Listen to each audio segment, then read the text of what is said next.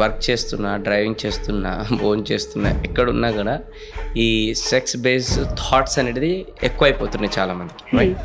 So now దాన్ని control చేసుకోలేక ఒకటి మాస్టర్బేషన్ కావచ్చు, ఇంకేదైనా wrong things, affairs, what ever జరుగుతుంది. సో ఇది చాలా పెద్ద యూత్లో కూడా పెద్ద ప్రాబ్లం ఏంటంటే హౌ టు కంట్రోల్ ఈ sex based thoughts. First thing ఏంటంటే సెక్స్ బేస్డ్ థాట్స్ రావడము సర్వసాధారణం, సహజం. ఓకే, మొక్కై వంగనిది మానే వంగున అనే సామెత ఉంది. చిన్నప్పుడే ఏదైనా బాగా ప్రివెంట్ చేశారనుకోండి, ఆ స్వీట్ తినకు, ఆ స్వీట్ తినకు, ఆ స్వీట్ తినకంటే మీరు నాకు అదే కావాలి అదే కావాలనరా, సెక్స్ తప్పు, అవన్నీ చూడకూడదు, అసలు మాట్లాడి కాదు, ఒక పెద్ద బూతులా చేశారు దాన్ని. సో ఆటోమేటిక్ హ్యూమన్ నేచర్ దాని మీద ఆసక్తి పెరుగుతుందండి. ఈ మధ్యకాలంలో like who ever it maybe ఈ సెక్స్ రిలేటెడ్ అనేది మూవీస్ కావచ్చు, ఇంకేదన్నా ఓటీటీ ప్లాట్ఫామ్లో కావచ్చు, ఇంకెక్కడన్నా సోర్స్ ద్వారా కావచ్చు, ఎక్కువ చూడడం అనేది జనాలకు దొరుకుతున్నాయి చాలా సోర్సెస్.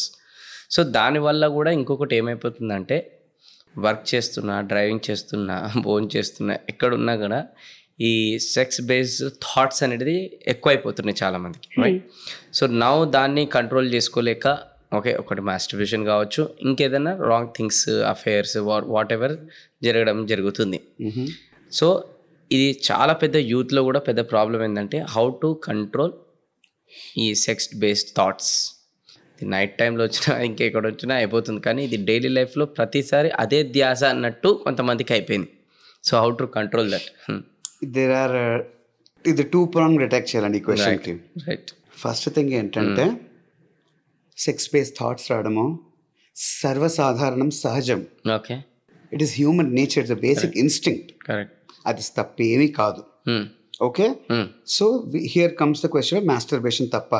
అస్సలు తప్పు కాదండి. It's a perfectly healthy exercise.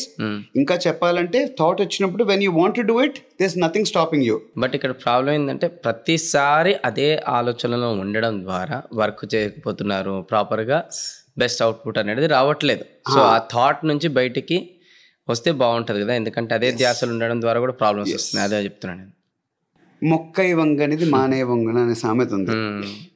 చిన్నప్పుడే మనకి ఏదైనా బాగా ప్రివెంట్ చేశారనుకోండి, ఆ స్వీట్ తినకు, ఆ స్వీట్ తినకు, ఆ స్వీట్ తినకంటే మీరు నాకు అదే కావాలి అదే కావాలనరా. చిన్నపిల్లల నుంచి మేము మనందరం చేసిందే. సో చిన్నప్పటి నుంచి మనకి ఏం చెప్పారండి, సెక్స్ తప్పు, అవన్నీ చూడకూడదు, అసలు మాట్లాడి కాదు, ఒక పెద్ద బూతులా చేశారు దాన్ని. సో ఆటోమేటిక్ హ్యూమన్ నేచర్ దాని మీద ఆసక్తి పెరుగుతుందండి. మన దగ్గర మాట్లాడుకోవడమే తప్పు, వాడికి ఇంకెక్కడ దొరుకుతుంది? సో మైండ్ ప్రివెంట్, నీ డిప్రైవ్ చేసిన దాని మీదే ఉంటుంది. సో ఆ సెక్షువల్ థాట్స్ అలా ఉంటాయి. సో సెక్స్ ఎడ్యుకేషన్ స్టార్టింగ్ చేస్తే at relatively early age, when they understand what it is, and దాన్ని టాబూగా ట్రీట్ చేయకుండా ఉంటే ఈ థాట్స్ అయితే తగ్గుతాయి. ఇది మోర్ దెన్ అర్జ్, ఇది కుతూహలం, క్యూరియాసిటీ. ఏంటది అర్థమైందా? ఏదో దాచిపెట్టారు, అదేంటో చూడాలి, అది. So sex education it relatively early age, where it is permissible legally and ethically, అప్పటి నుంచి చేస్తే బాగుంటుంది. బట్ అయినా కూడా అంటే సర్టన్ ఏజ్ వచ్చిన తర్వాత కూడా అది అదే ధ్యాసలో ఉన్నా కూడా, అంటే నా దృష్టిలో ఏమంటారంటే make them self busy. Empty minds are devil minds అన్నట్టు. So workout or anything, make them self busy అయితే, క్రియేటివ్ పర్స్యూట్స్, వాట్ ఎవర్.